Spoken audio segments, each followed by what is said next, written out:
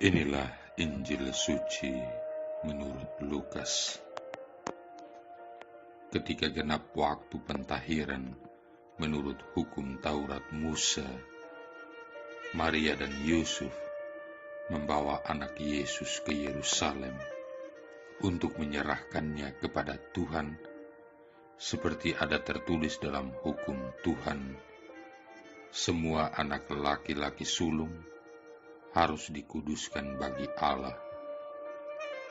Juga mereka datang untuk mempersembahkan kurban menurut apa yang difirmankan dalam hukum Tuhan, yaitu sepasang burung tekukur atau 2 ekor anak burung merpati.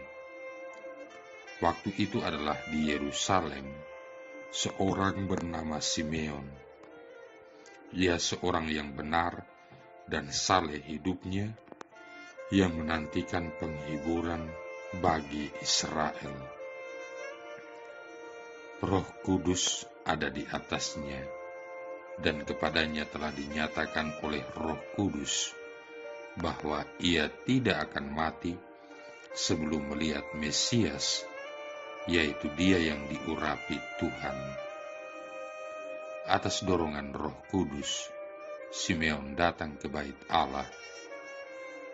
Ketika anak Yesus dibawa masuk oleh orang tuanya untuk melakukan kepadanya apa yang ditentukan hukum Taurat, Simeon menyambut anak itu dan menatangnya sambil memuji Allah, katanya, "Sekarang Tuhan, biarkanlah hamba-Mu ini pergi dalam damai sejahtera sesuai dengan firman-Mu, sebab mataku telah melihat keselamatan yang daripadamu, yang telah Engkau sediakan di hadapan segala bangsa, yaitu terang yang menjadi pernyataan bagi bangsa-bangsa lain dan menjadi kemuliaan bagi umat-Mu Israel."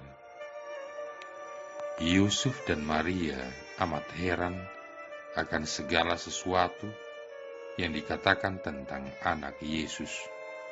Lalu Simeon memberkati mereka dan berkata kepada Maria, ibu anak itu, "Sesungguhnya anak ini ditentukan untuk menjatuhkan atau membangkitkan banyak orang di Israel, dan untuk menjadi suatu tanda yang menimbulkan perbantahan, dan suatu pedang akan menembus jiwamu sendiri, supaya menjadi nyata pikiran hati banyak orang."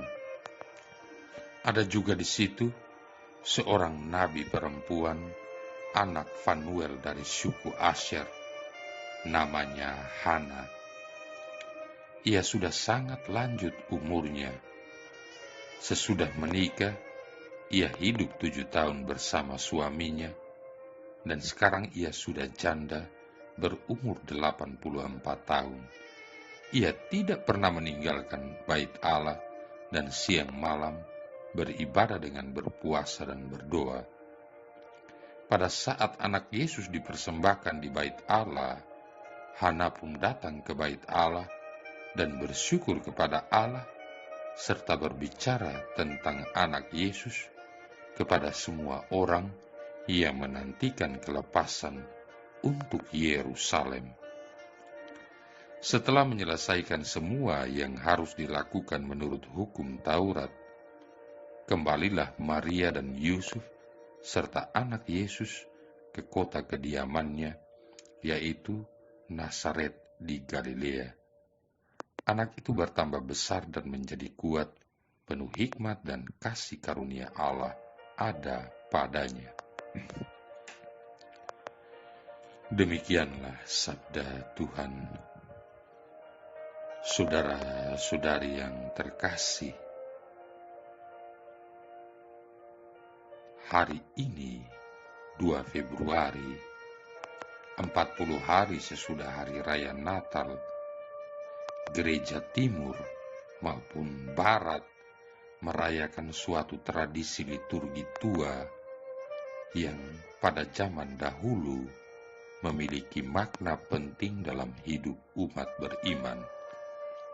Suatu perayaan yang awalnya menekankan kemurnian dan ketaatan perawan Maria, kini beroleh makna baru dalam terang Kristus dan sekarang dikenal dengan pesta Yesus dipersembahkan di Kenisa.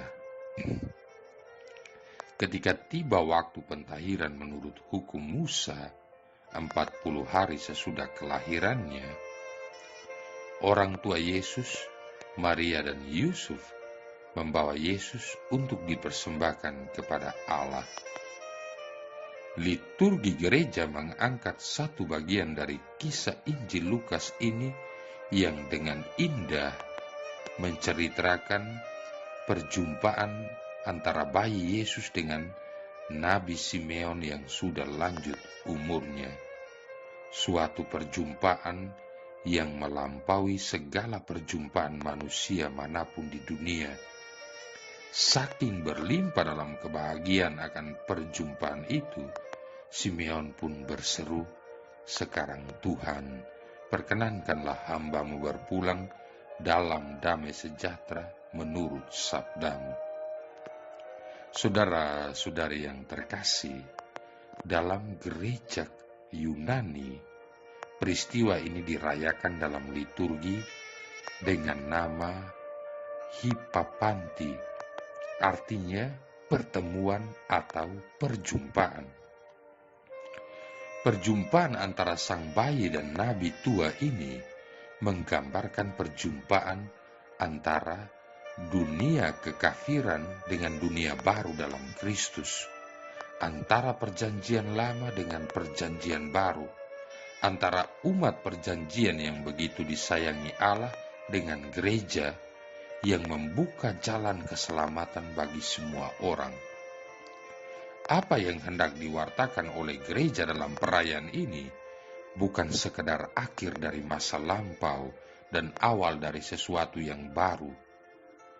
Bukan juga suatu pemisahan antara perjanjian lama dan perjanjian baru. Sebab seandainya demikian berarti sia-sialah penantian Simeon dan Hana, karena karya keselamatan yang dibawa Kristus tidak diperuntukkan bagi mereka. Tetapi tidaklah demikian. Penantian Simeon dan Hana tidaklah sia-sia. Saudara-saudari yang terkasih, kedatangan Kristus sungguh adalah peristiwa yang telah dinanti-nantikan. Dalam diri bayi Yesus terpenuhilah nubuat Nabi Malayaki. Tuhan yang kamu nanti-nantikan segera akan datang ke Kenisahnya. Malayaki 3 bab 3 ayat 1b. Agar nantinya, seperti yang dikatakan oleh penulis kitab Ibrani, ia menjadi imam agung yang berbelas kasih dan yang setia kepada Allah untuk memberi pepulih atas dosa seluruh bangsa. Ibrani bab 2 ayat 17b. Inilah yang dinanti-nantikan oleh umat manusia sejak kejatuhannya dalam dosa. Suatu pengharapan bagi semua orang, pengharapan yang melampaui kematian karena kedatangan kehidupan kekal. Dalam sukacita iman akan perjumpaan yang dinanti-nantikan inilah, Simeon yang mewakili umat pilihan Allah dalam kepenuhan Roh Kudus menyebut sang bayi Yesus sebagai cahaya untuk menerangi bangsa-bangsa. Dalam terang Injil inilah liturgi gereja merayakan hari ini sebagai pesta cahaya. Siapakah Raja mulia itu? Tuhan semesta alam, dialah Raja mulia. Mazmur bab 24 ayat 10. Dialah Sang Kristus, cahaya dunia. Namun demikian, di balik sukacita pesta cahaya hari ini, secara tersamar kita bisa melihat misteri salib. Sesudah memadakan nun dimitisnya, pandangan Simeon terarah kepada Maria. Dalam diri Maria, Simeon memandang gereja dan berkata, "Suatu pedang akan menembus jiwamu sendiri." Kata-kata ini mengingatkan gereja bahwa untuk senantiasa hidup di dalam cahaya, berarti kita dipanggil juga untuk mencintai salib dan merangkulnya dalam kesetiaan. Dengan dibaptis, kita telah mempersembahkan hidup kita seutuhnya sebagai milik Allah, sebagai putra-putri kesayangannya, untuk merindukan apa yang Dia rindukan dan mencintai apa yang Dia cintai, sebagaimana Kristus sendiri. Saudara-saudari yang terkasih, sama seperti Kristus, kita diingatkan bahwa untuk menjadi cahaya, kita harus merangkul salib kita sebagai tanda iman, kemudian melangkah ke Kalvari. Tidak ada kemuliaan tanpa salib. Siap sedialah manakala dunia menghujam, pedangnya menembus jiwa kita. Kesetiaan kita merangkul salib sampai akhir dengan sendirinya akan menjadi tanda pengharapan serta mendatangkan cahaya iman bagi banyak orang. Jadikanlah dirimu sebagai persembahan yang hidup dan berkenan di hati Allah. Hiduplah sebagai anak-anak terang yang senantiasa merindukan Tuhan dan membiarkan diri kita dimurnikan oleh nyala api cintanya. Bersama Tuhan, kita akan mengalahkan dunia. Ekaristi adalah sumber kekuatan kita. Dalam sakramen suci ini, kita tidak hanya berjumpa dengan Tuhan, melainkan kita menjadi satu dengan Dia. Dengan makan tubuh Tuhan dan minum darahnya, Ia tinggal di dalam kita dan kita tinggal di dalam Dia. Suatu daya hidup yang memampukan kita untuk senantiasa menguduskan diri, menguduskan karya, serta menguduskan seluruh dunia melalui karya kita masing-masing. Semoga Santa Perawan Maria, Bunda Duka Cita, menuntun kita dengan kasih keibuannya untuk selalu merindukan putranya, mempersembahkan hidup kita seutuhnya bagi pewartaan kerajaan Allah, dan menjadi putra-putri cahaya yang menghalau kegelapan dosa dimanapun kita berada dan berkarya. Saudara-saudari yang terkasih, secara liturgis masa Natal telah usai, tetapi sebenarnya sebelum benar-benar usai, tepatnya masa Natal akan berakhir pada tanggal 2 Februari dengan pesta Yesus dipersembahkan di Kenisa. Umat Israel dalam kitab suci percaya bahwa anak laki-laki pertama dalam suatu keluarga adalah milik Tuhan. Artinya, ia harus dibawa ke bait Allah di Yerusalem 40 hari sesudah kelahirannya dan dipersembahkan di bait Allah.